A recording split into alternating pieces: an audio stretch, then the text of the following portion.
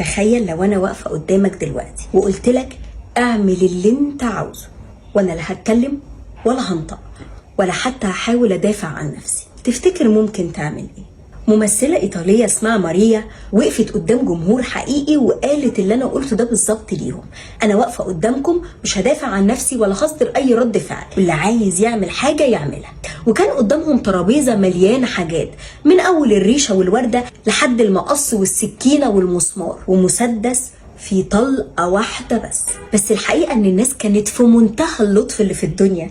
يعني مثلا اللي مشى الريشه على ايديها، واللي قدم لها الورده، واللي اكلها العنب في بقها. لا ما يغركوش، ده كان في الاول بس. وبعد دقايق وبعد ما اتاكدوا 100% ان ماريا مش بتتحرك ومش بتعمل اي رد فعل، بدات الحواجز تقع، والوحش اللي جوه كل واحد فيهم خرج من سجنه. واحد من اللي كانوا واقفين مسك المقص وراح قطع لها هدومها كلها، وواحد راح شالها وهي عريانه ولف بيها القاع، وواحد تاني حاول يعلقها على الحيطه، وكل واحد كان عمال يعلي على التاني لحد ما جه واحد ومسك السكينه وجرحها في رقبتها، وواحد تاني راح مسك المسمار وقطع رجليها وشرحها، وواحده شربت دمها. ايه القرف ده؟ عندك حق والله، بس انا مالي، انا بحكي لكم اللي حصل. لحد ما واحد من الحضور علّ عليهم كلهم وجاب سقف التجربه، وراح مسك المسدس اللي فيه طلقه واحده بس وثبته على دماغ ماريا وخلاها هي اللي تمسك المسدس. كان عايز يشوف هل ممكن تموت نفسها ولا هتدافع عن روحها. وفي لحظات اتحولت ساحه العرض الفني لساحه تعذيب فعليه لماريا. ايه ده؟ معقول في ناس بالبشاعة دي؟ طب ايه رأيك لو وريتك التجربة دي دلوقتي حالا وقدام عينك وعلى الحق؟ بس خلي بالك اوعى تكون انت اللي ماسك المسدس. هستأذنك واتعبك معايا معلش لو تفتح صفحة اي حد من الفنانين او المشاهير او البلوجرز او حتى صناع المحتوى اللي انت متابعهم او حتى مش متابعهم. والله ما عايزه اتعبك، ادخل كده على الكومنتات اللي على الفيديو ده وشوف كميه الناس اللي بتشتم وبتغلط فيا قد ايه. ولاول مره انا مش همسح الكومنتات السلبيه، تلاقي كميه شتيمه واهانه وسب في العرض وفي الشرف دي دلوقتي حالا وقدام عينك وعلى الحق. بس خلي بالك اوعى تكون انت اللي ماسك المسدس. هستأذنك واتعبك معايا معلش لو تفتح صفحة اي حد من الفنانين او المشاهير او البلوجرز او حتى صناع المحتوى اللي انت متابعهم او حتى مش متابعهم. والله ما عايزه اتعبك، ادخل كده على الكومنتات اللي على الفيديو ده وشوف كميه الناس اللي بتشتم وبتغلط فيا قد ايه.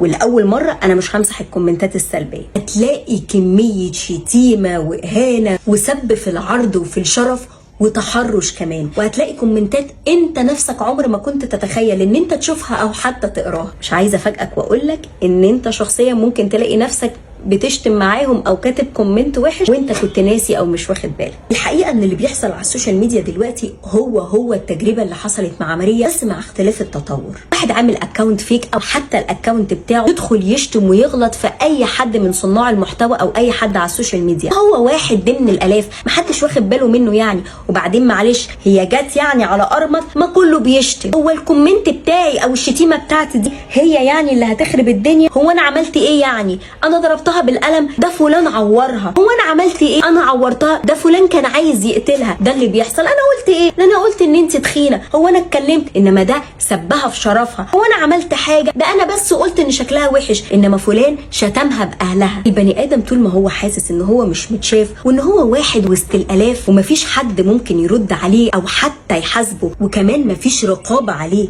ممكن جدا ان هو يقتل. تخيل لو كان في واحد بس مع ماريا في نفس القاعة، تفتكر كان ممكن يتجرأ ويروح يقرب لها؟ لا يمكن طبعا، لان هم كان عددهم كبير فحسوا بالامان. تخيل ان انت تعمل حاجة غلط وتلاقي الناس اللي حواليك واقفة بتتفرج او يمكن كمان بتشجعك، ده بيديك احساس بالامان، واحيانا كتير بيفقدك الاحساس بالذنب، وهي دي الكارثة. طول ما اللي قدامك مش بيرد او مش بيقاوم، انت بتسمح لنفسك ان انت تهينه اكتر واكتر. ويا سلام بقى لو اللي انت بتغلط فيه ده حد من المشاهير او صناع المحتوى اللي ما ينفعش يرد. ويا سلام بقى لو اتخنق وجاب اخره وراح رد عليك وكتب لك كومنت، تاخد كمان الرد بتاعه ده وتنزل بيه على السوشيال ميديا سكرين شوت وتعمل عليه حفله. يعني انت غلطت فيه ومش مسموح له كمان ان هو يتضايق او يدافع عن نفسه. الحقيقه ان الناس بقت بتستخدم السلاح اللي في ايديها اللي هو الكومنت والشير والبوست، زي ما الناس وقت ماريا استخدموا السلاح اللي كان معاهم، السكينه والصوت والمسدس. وفي ناس تحب تختبر اللي قدامها، يعني يدخل كده يكتب تنمر على شكل الجسم او الشكل. انا تحديدا الناس كلها بتتنمر على شكل مناخيري، يقول لك مثلا يا ام مناخير كبيره، ولا روح خسي، ولا الكلام الفاضي ده بيبقى عايز يشوف تاثير كلمته عليك عامله ازاي. هل يا ترى هيستفزك وترد فيعمل عليك حفله، ولا هتعمل له بلوك، ولا هتمسح الكومنت، ولا تاثيره اقوى بكتير عليك من كده، فمثلا ممكن تعتزل السوشيال ميديا بسبب الكومنت اللي هو كتبه. ده بالظبط زي اللي مسك المسدس وخلى ماريا تمسكه،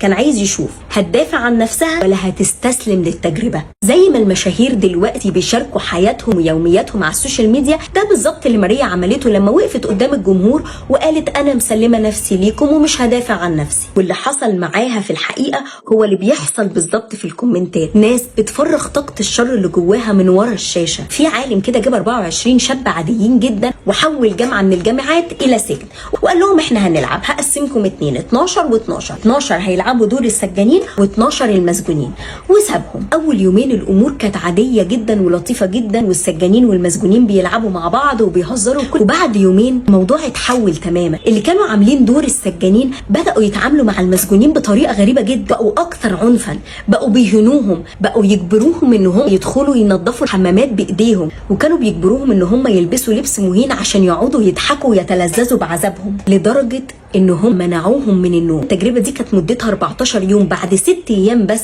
العالم ده وقف التجربه تماما. العالم نفسه اتفاجئ من التحول الغريب اللي حصل للشباب دول، ازاي اتحولوا من شباب عاديه لوحوش بالشكل ده، ودول شباب عاديين يعني لا مجرمين ولا ساديين ولا اي حاجه خالص. الحقيقه ان انت لو اديت لحد سلطه من غير رقابه ممكن جدا يتحول لوحش، خصوصا لو كان في طرف اضعف. الحقيقه من اول ما ابتديت على السوشيال ميديا وانا عمري ما فهمت ليه ممكن واحد لا اعرفه ولا يعرفني ولا عمره شافني في حياته ممكن يدخل يشتمني او يهني او يغلط فيا وفي تربيتي وفي عيلتي لمجرد انه مختلف معايا في الراي، او حتى مش عاجبه المحتوى اللي بقدمه، او يمكن حتى مش عاجبه شكلي او طريقه لبسي او اي حاجه تانية، او حتى لانه هو غيران ان انا بقدم محتوى هو مش عارف يعمل كده. الشر مش لازم يكون على شكل وحش ولا بالشكل اللي احنا معتادين عليه، احيانا كتير بيكون بني ادم لابس وش ملاك زي وزيك.